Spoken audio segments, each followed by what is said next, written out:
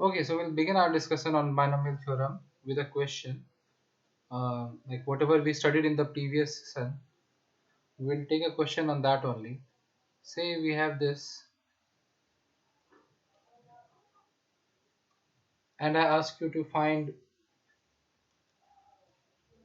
say 11th and 99th term.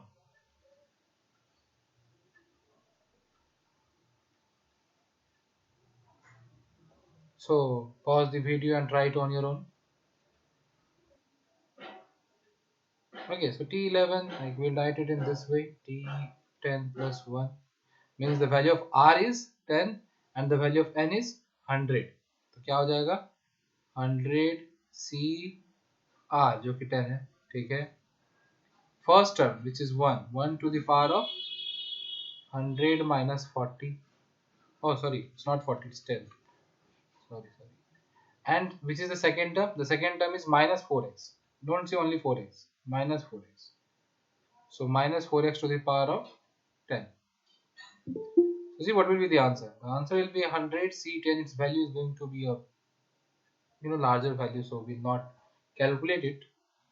1 to the power anything is 1 only, and see here we have negative to the power even, and I hope you all know if negative to the power even is there, then that becomes positive, so it will become positive and we'll be left with 4 to the power 10 x to the power 10.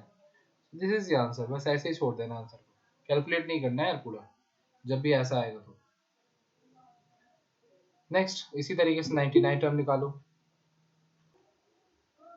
तो कुछ ऐसा होगा, ठीक है. So finally we are getting the answer as 100 C 98. 1 to the power of anything is 1 itself, and then we have again negative to the power even, which will become positive. So 4 to the power 98 x to the power 98. This is the answer. बस ये simply बस बताने के लिए था, revision, kind of revision.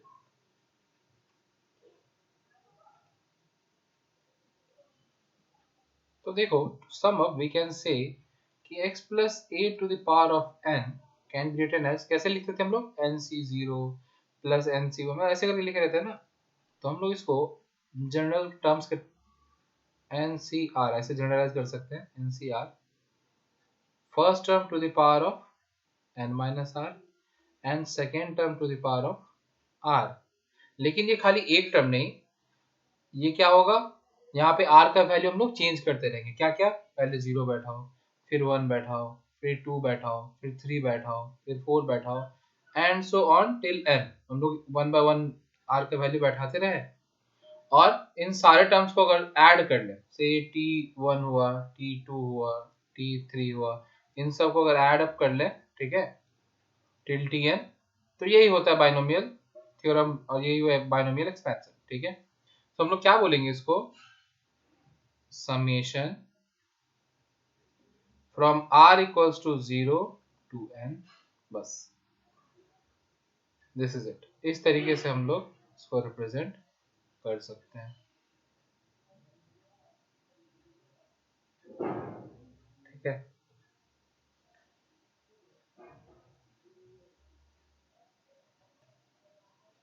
For those जिनको ये समझ में नहीं आया, जो समेशन के टर्म्स में लिखे हैं, सिग्मा के टर्म्स में, तो वो समझ लें कि हम लोग जो ये एक्सपेंशन लिखते थे ना, बाइनोमियल ऐसे एक्सपेंशन करते थे बाइनोमियल थ्योरम यूज करके, ये दोनों चीज सेम है. इसी को हम लोग ये समेशन लिख के इस तरीके से लिख सकते हैं, ठीक है. जब भी कोई एक लॉजिकल एक पैटर्न में बहुत सारा टर्म्स ऐड होता है, तो हम लोग ऐसे उसको रिप्रेजेंट कर सकते हैं समेशन के फॉर्म में, ठीक है. देखो ये जो है ना एनसीआर, इसको बोलते हैं हम लोग बाइनोमियल कोफिशिएंट. हर एक टर्म का बाइनोमियल कोफिशिएंट होगा, और वो क्या होगा, एनसीआर. मतलब फर्स्ट टर्म के लिए nc0, सेकंड टर्म के लिए nc1, where n is the power, जो पावर रेज्ड है, ठीक है. तो देखो फर्स्ट टर्म का binomial coefficient nc0, second term का nc1, थर्ड का nc2. तो हम लोग बोल सकते हैं कि बायनोमियल कोफिशिएंट, बायनोमियल इतना गंदा हम लिख रहे हैं, बताओ भाई, coefficient of rth term will be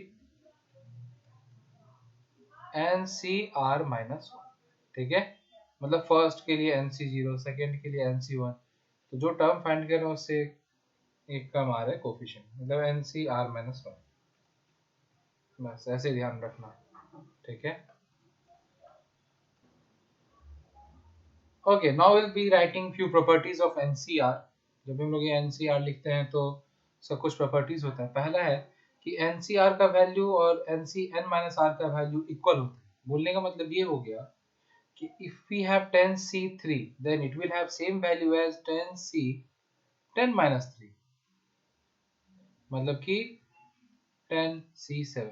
so 10C7 और 10C3 दोनों का वैल्यू क्या होगा, इक्वल होगा, ठीक है, they will have equal value। तो यही है प्रॉपर्टी, ध्यान रखना।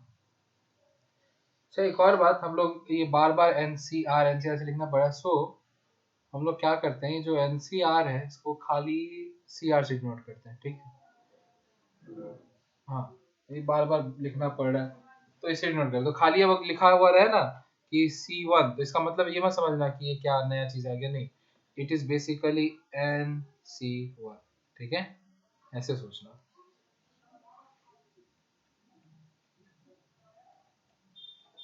Next property,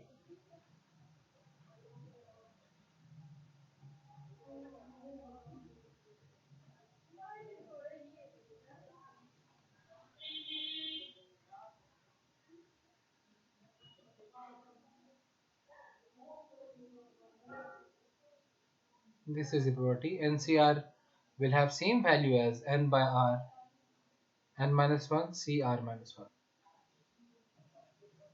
This is the next property which we have already discussed in, I think so, combination।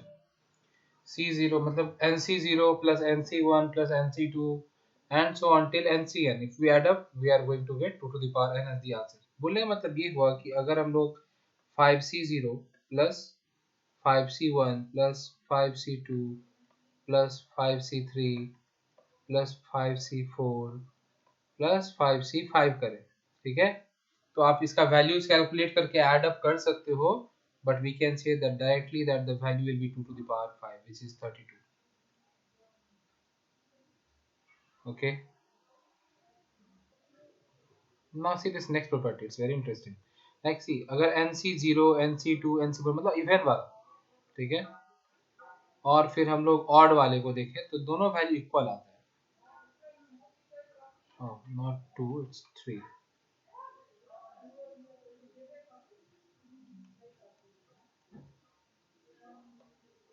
okay, so these values are equal and it will be equivalent to 2 to the power of n minus 1। फिर से वही बात, property समझ लो और example अगर देखोगे तो better समझ में आएगा। तो for example suppose we have 8C0 plus 8C2 plus 8C4, मतलब ये इवन वाला सारा कोफिशिएंट लिखते जाओ, प्लस 8C8, ठीक है, its value will be same as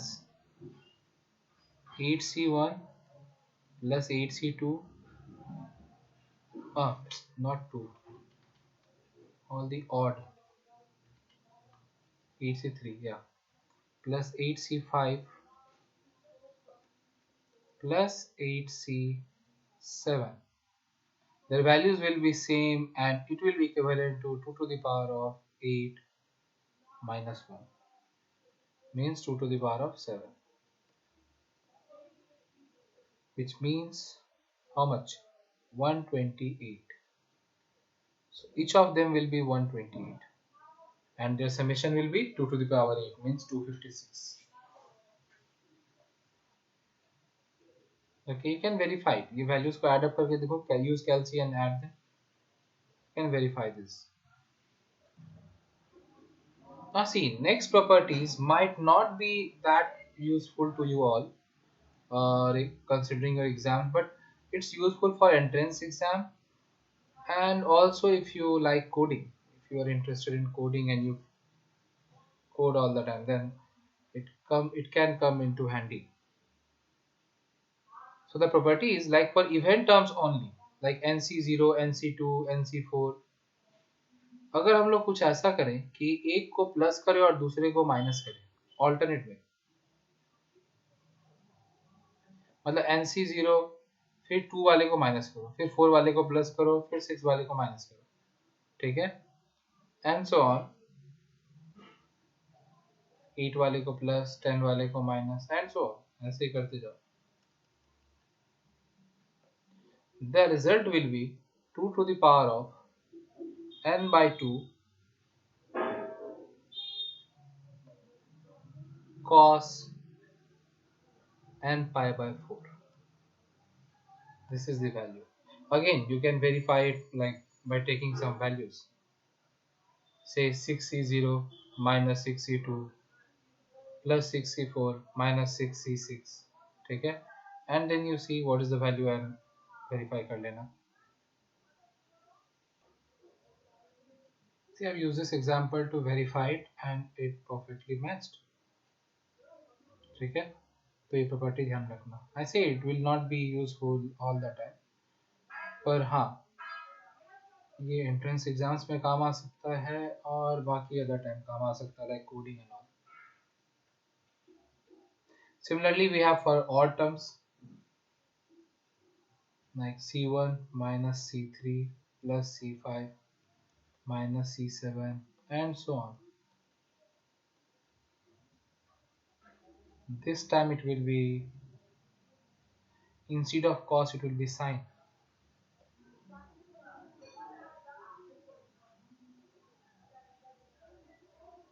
Sine n pi by 4. So the only difference is for even term it is cos and for odd terms it is sine. और याद रखना, देखो पहला positive है फिर दूसरा नेगेटिव, फिर पॉजिटिव फिर नेगेटिव.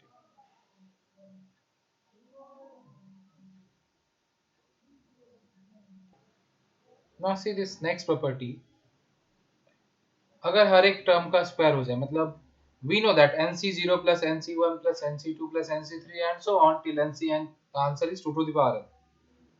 अगर यहाँ पे हर एक टर्म का स्क्वायर हो रहा हो कि nc0 whole square, nc1 whole square plus nc2 whole square plus nc3 whole square, ठीक है, then what will be the result? The outcome is this 2n cn. This is the outcome.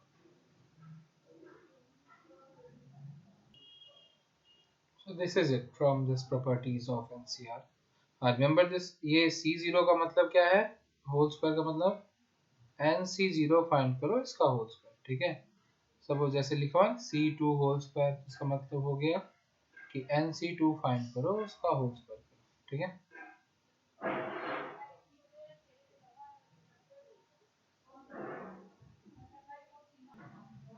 Okay, next give heading finding middle term in the expansion of x plus a to the power of n. कि भैया middle term क्या होगा. तो आप लोग class 10 में median पढ़े ही होंगे. सो कुछ वैसा ही यहाँ पे है, जैसे मीडियन जब हम लोग फाइंड करते थे तो if the number of terms were odd तो अलग एक सिनेरियो था, if the number of terms were even तो अलग एक सिनेरियो था, ठीक है. यहाँ पे भी बिल्कुल वैसा ही होगा. हम लोग जानते हैं कि अगर हम लोग x plus A to the power n को एक्सपैंड करें तो it will have n plus 1 terms, होता ना. Now see if n is even then n plus 1 will be odd. If n is even then n plus 1 will be odd. मतलब कि अगर power even है तो there will be odd number of terms, और जब odd number of terms होता है, जैसे देखो हम लोग लिख के देखते हैं 1 2 3, 3 टर्म है. So see there is only one term in the middle. There is only one term in the middle. देखो whenever you write odd number of terms 1 2 3 4 5, see this is in the middle. Exactly in the middle, दो right में है, दो left में, ये middle में। A B C D E F G, कितना हुआ? 7 टर्म हुआ ना? हाँ, देखो D is in the middle, इसके राइट में 3 है, इसके लेफ्ट में 3 है। So when we have odd number of terms, तब एक ही मिडिल टर्म होता है, ठीक है? मिडिल में तब एक ही टर्म होता है। So when n is even, when power is even, then number of terms will be odd.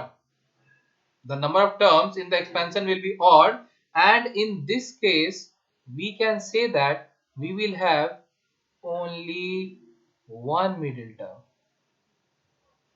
अब वो कौन सा होगा वो हम लोग अभी फाइंड करेंगे n के टर्म्स में, देखते हैं क्या होगा।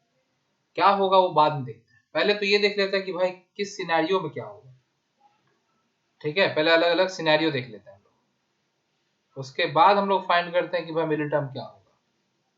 नेक्स्ट देखो, पॉइंट नंबर 2,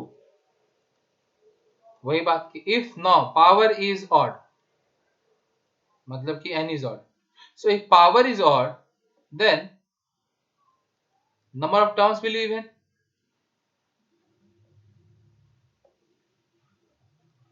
ठीक है? Number of terms will be even. Now in this case we will have two middle terms, we will have two middle terms. अब देखो भाई, मीडियन का मैंने रेफरेंस लिया था, मीडियन में भी कुछ ऐसे ही होता था, लेकिन वहां पे क्या करते थे हम लोग, जब दो मिडिल टर्म होता था तो उसका एवरेज ले लेते थे। यहाँ ऐसा कुछ नहीं करना, यहाँ पे दो मिडिल टर्म है मतलब दो मिडिल टर्म, ठीक है? सो जैसे कि एग्जांपल देख लो, मान लो कि 1 2 3 4। नाउ इफ यू से कि 2 इज एट द मिडिल, तो भी गलत बात है, क्योंकि देखो 2 के राइट साइड में 2 नंबर है और लेफ्ट साइड में 1 नंबर है भाई, तो ये मिडिल में कैसे हुआ? ठीक है, सो 2 is not at the centre. If I से 3 इज इन द मिडिल, तो भी गड़बड़ है, क्योंकि अब इसके लेफ्ट में 2 है, राइट में 1 ही है, ये भी मिडिल में नहीं है। पर हाँ, अगर हम बोले कि ये दोनों ही मिडिल में है, तब देखो हाँ, राइट साइड में भी एक एलिमेंट छूट गया, लेफ्ट में भी एक एलिमेंट छूट गया, yes this two are in the middle. So whenever we have even number of terms, then we'll have two middle terms like C, A, B, C, D, E, F, ठीक है? देखो अगर हम D को बोले तो गड़बड़ है, क्योंकि लेफ्ट में 3 है, राइट में 2 है, ठीक है? अगर हम वैसे ही C को बोले तो भी गड़बड़ है भाई, अब राइट में 3 है, लेफ्ट में 2 है, ठीक है? लेकिन अगर हम इन दोनों को ही मिडिल बोले तो सही है, क्योंकि अब राइट में भी 2 है, लेफ्ट में भी 2 है, एकदम बैलेंस बीच में है ना ये, ठीक है? So when we will have even number of terms, then there will be two middle term, और even number of terms कब आएगा? जब पावर odd हो। So अब हम लोग क्या कंक्लूड कर सकते हैं कि if n is even then only one middle term, and if n is odd then two middle terms। अब हम लोग n के टर्म्स में फाइंड करते हैं कि मिडिल टर्म होगा क्या, मतलब which term will be the middle term, ठीक है? तो देखो हम लोग मिडिल टर्म फाइंड करते हैं, हम लोग क्या कंक्लूड किए, इफ पावर इज इवन तो एक ही मिडिल टर्म होगा, ठीक है? और अगर पावर ऑड है तब दो मिडिल टर्म होगा। तो देखो पावर इवन वाला देखते हैं, सपोज कि x plus A to the power of, even number कोई लेते हैं, से 4 लेते हैं, तो यहाँ पे टर्म्स जो भी आएगा हम लोग टर्म्स नहीं लिखते हैं, क्या लिखते हैं? t1 t2 t3 t4 and t5, ये 5 टर्म होगा ना? Not telling which is the middle term, obviously this one. Similarly, अगर x plus a to the power of 6 है, तब क्या होगा? देखो t1 t2 t3 t4 t5 t6 and t7, 7 terms होगा। अब बताओ which is at the middle? t4। तो अब कुछ इससे जनरलाइज कर सकते हो कि भाई क्या होगा, हैं? नहीं, देखो मेरे को तो दिख रहा है रिलेशन, अगर आप 8 के लिए भी देखो तो 8 के लिए ऑब्वियस बात है 5 आ जाएगा। सो देखो हम लोग क्या देख रहे हैं कि 4 के लिए 3 आ रहा है, when power is 4 then third term is the middle, t3 is the middle, when power is 6 then fourth is the middle, now when power is 8 then fifth is the middle, when power will be 10 then sixth is the middle. इन numbers के बीच में कुछ relation दिख रहा है कि when power is n तब which will be the middle, n और n even है, we know that n is even, then which will be the middle? Can you find any relation? I hope you can see the relation is, इसके लिए 4/2 + 1, देखो 3 होता है कि नहीं। इधर भी देखो 6/2 + 1 कितना होता है, 4 होता है। सो इट्स मैचिंग ना। सो हम लोग ये ऐसे जनरलाइज करके इस तरीके से एग्जाम्पल लेकर के हम लोग देख देख के समझ गए जनरलाइज करना कि अगर n पावर है और n इवन है तब मिडिल टर्म क्या होगा, n/2 + 1. So I have erased all this. If you missed it, you can pause the video and then write that. So if, let us write it here, if n is even integer, then n/2 + 1th term is the middle term.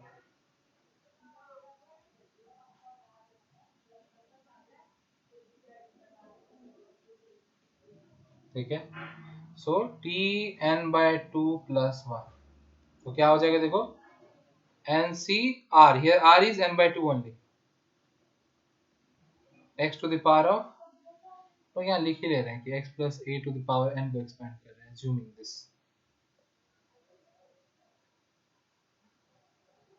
and a to the power of n/2, ठीक है। This is the middle term. अब हम लोग odd के लिए find करते हुए, odd के लिए देखते हैं क्या आएगा। Now see, if n is odd मतलब पावर ऑड, तो भाई ऑड का एग्जांपल ले लेते हैं। जैसे कि अगर x + a to the power 3 है तो कितना टर्म्स होगा, 4 टर्म्स होगा, देयर विल बी 4 टर्म्स। सो कौन कौन सा मिडिल है, सेकेंड और थर्ड। सिमिलरली अगर x + a to the power of 5 है तो there will B 6 terms,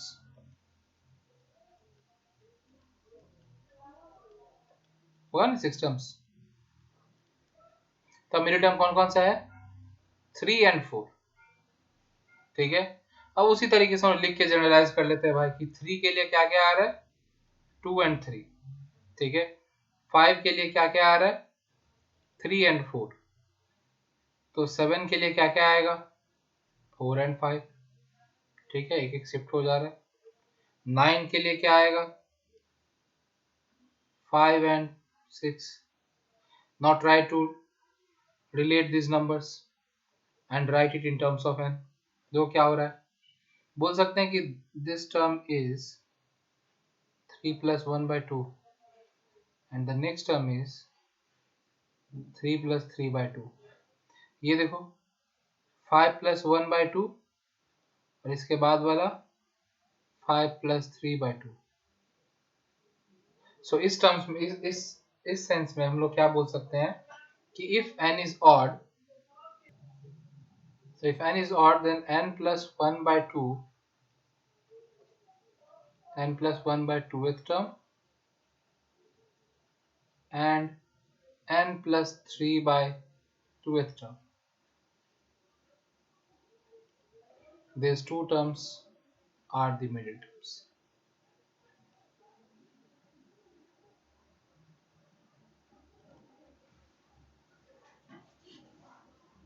Okay, now quickly let us take one question from this।